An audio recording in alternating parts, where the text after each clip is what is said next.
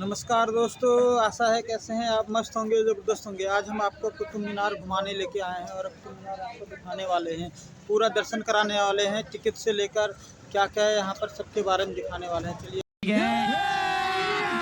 अभी मजा आएगा ना भिड़ो। 500 रुपए। 15 वर्ष से कम उम्र के बच्चों के लिए कोई शुल्क नहीं।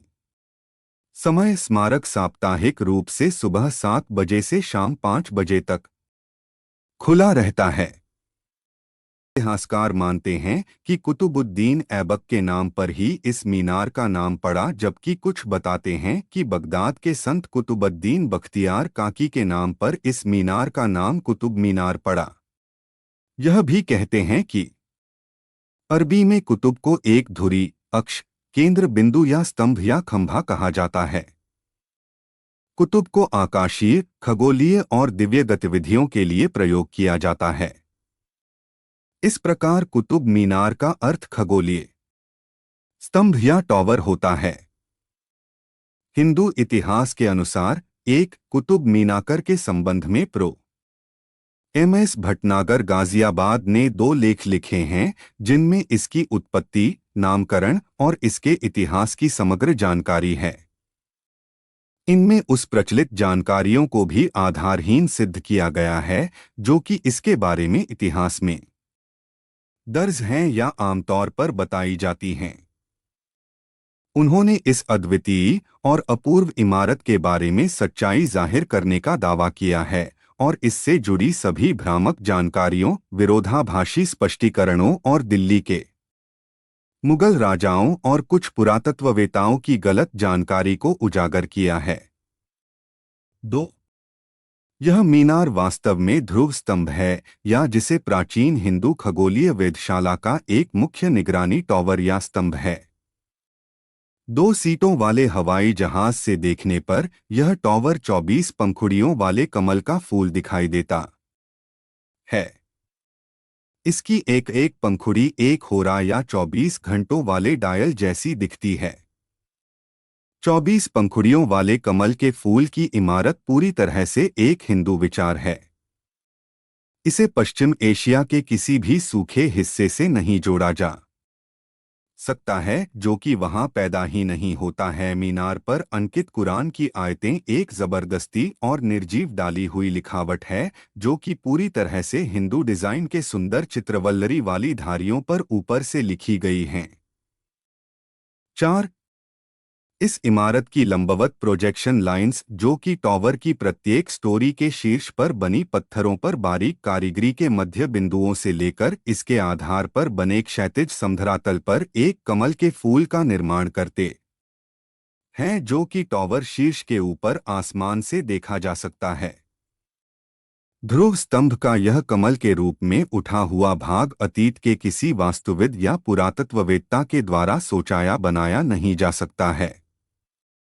आप कह सकते हैं कि ध्रुव स्तंभ को मोहम्मद गोरी या कुतुबुद्दीन ऐबक का निर्माण बताने का कोई प्रश्न नहीं है। जिन सुल्तानों का इस मीनार के साथ नाम जुड़ा है, उन्होंने इसके आवरण को नष्ट कर दिया। जिन पत्थरों पर मनुष्य या पशुओं के आकार बने थे, उन्हें उल्टा कर दिया और इन पर अरबी में लिखावट को उत्कीर्ण कर डाला। वास्तव में इन सुल्तानों की इस बात के लिए प्रशंसा नहीं की जा सकती है कि उन्होंने मीनार बनाई। किसी भी व्यक्ति ने इस आशय का लेख, अभिलेख या शिलालेख छोड़ा है कि उसने इस मीनार के बनवाने की शुरुआत कराई। ध्रुव स्तंभा 5. कुतुब मीनार के पास जो बस्ती है उसे महरौली कहा जाता है। यह एक संस्कृत शब्द है जिसे मेहरवेली कहा जाता है। इस कस्बे के बारे में कहा जा सकता है कि यहाँ पर विख्यात खगोलज्ञ मिहिर, जो कि विक्रमादित्य के दरबार में थे, रहा करते थे।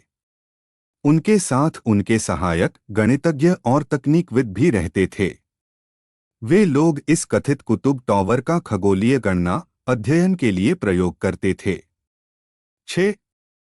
इस टॉवर के चारों ओर हिंदू राशि चक्र को समर्पित 27 नक्षत्रों या तारामंडलों के लिए मंडप या गुंबजदार इमारतें थीं। कुतुबुद्दीन के एक विवरण छोड़ा है जिसमें उसने लिखा कि उसने इन सभी मंडपों या गुंबजदार इमारतों को नष्ट कर दिया था, लेकिन उसने यह नहीं लिखा कि उसने कोई मीनार बनवाई। 7. जिस मंदिर को उसने नष्ट भ्रष्ट कर दिया था उसे ही कुव्वतुल इस्लाम मस्जिद का नाम दिया। कुतुब मीनार से निकाले गए पत्थरों के एक ओर हिंदू मूर्तियां थीं जबकि इसके दूसरी ओर अरबी में अक्षर लिखे हुए हैं। इन पत्थरों को अब म्यूजियम में रख दिया गया है। 8. इससे यह बात साबित होती है कि मुस्लिम हमलावर हिंदू इमारतों की स्टोन ड्रेसिंग या पत्थरों के आवरण को निकाल लेते थे और मूर्ति का चेहरा या सामने का हिस्सा बदलकर इसे अरबी में लिखा अगला हिस्सा बना देते थे। बहुत सारे परिसरों के खंभों और दीवारों पर संस्कृत में लिखे विवरणों को अभी भी पढ़ा जा सकता है। कॉर्निस में बहुत सारी मूर्तियों को देखा जा सकता है, लेकिन इन्हें तोड़ फोड़ दिया गया है। 9. प्रवेश द्वार के एक ओर पत्थर का कमल का फूल बना है, जो कि यह सिद्ध करता है कि यह एक हिंदू इमारत थी। मध्यकालीन इमारतों में पत्थरों के फूल बनाना एक प्रमुख हिंदू परंपरा रही है। मुस्लिम कभी भी इमारतें बनाते समय इस तरह के फूल नहीं बनाते हैं। टॉवर पर चित्र वल्लरी पर नमूनों में इनमें मिलावट नजर आती है, ये एकाएक समाप्त हो जाते हैं या बेमेल लाइनों का घालमेल नजर आता है। कमल की कलियों जैसे हिंदू रूपांकन के बीच में अरबी के अक्षरों को फैला दिया गया है। 10. अगर आप टॉवर के शीर्ष पर एक एरोप्लेन से देखें तो आपको विभिन्न गैलरियां ऊपर से नीचे तक एक दूसरे में फिसलती नजर आती हैं और ये एक 24 पंखुड़ी वाले किसी पूरी तरह से खिले कमल की तरह दिखाई देती हैं। विदित हो कि 24 का